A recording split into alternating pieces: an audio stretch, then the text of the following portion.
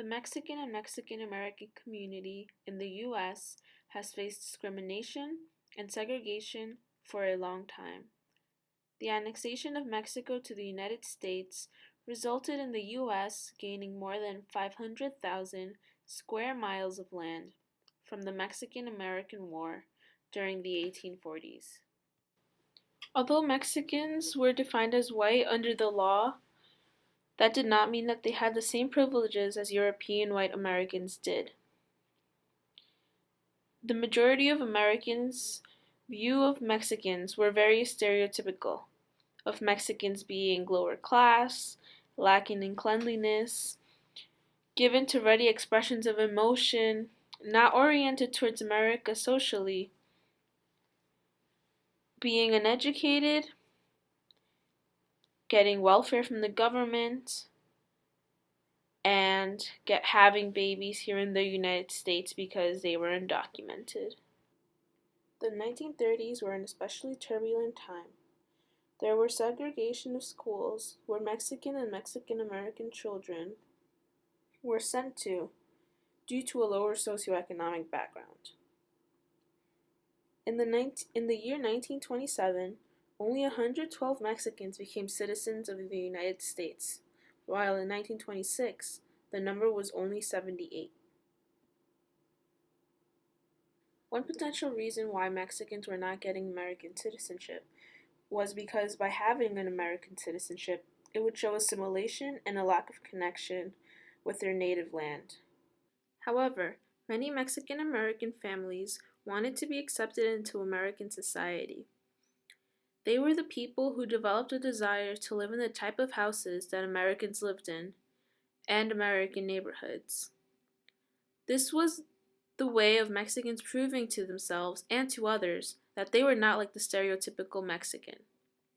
They distanced themselves both physically and mentally from their place of origins in the hopes that they would not be discriminated against. This did not stop the different examples that emerged that show that they were discriminated against, regardless of where they moved to or how much money they made. Historically, school desegregation and integration efforts were viewed within a black-white paradigm. It all changed with the segregation of Mexican and Mexican American people. With the segregation of schools, the first legal victory for Mexicans that was able to challenge the separation in schools was the case of Roberto Alvarez versus the Board of Trustees of the Lemon Grove School District case, also known as the Lemon Grove Incident. The segregation of Mexican and Mexican Americans in school violated the Treaty of Guadalupe Hidalgo, which stated that the protection for the property and civil rights of Mexican nationals living within the new border would be upheld. This meant that Mexicans and Mexican Americans had the right to be in the same schools as white people.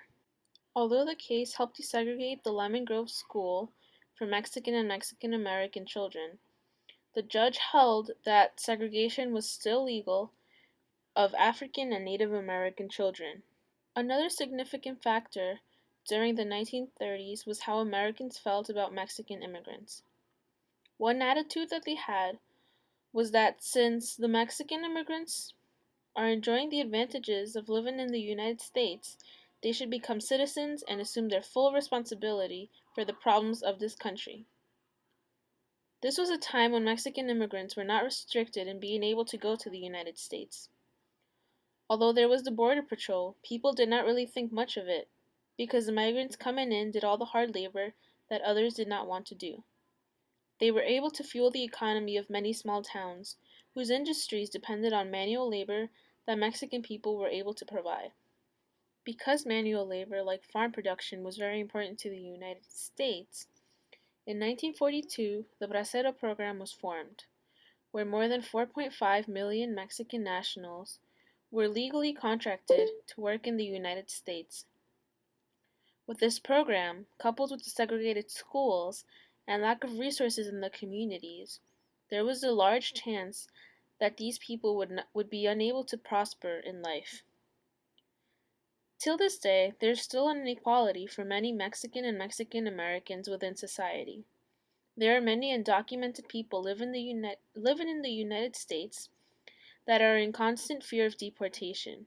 They do all the jobs that Americans wouldn't want to and contribute a lot to the society that they live in. Ultimately, all of these issues show the reader that history is always evolving with the struggle for equality.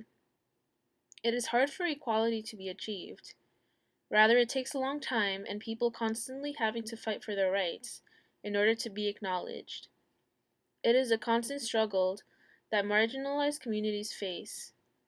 It is interesting to think about how history will change 20 years from now, especially considering the fact that Latinos are the fastest growing minority group in the United States.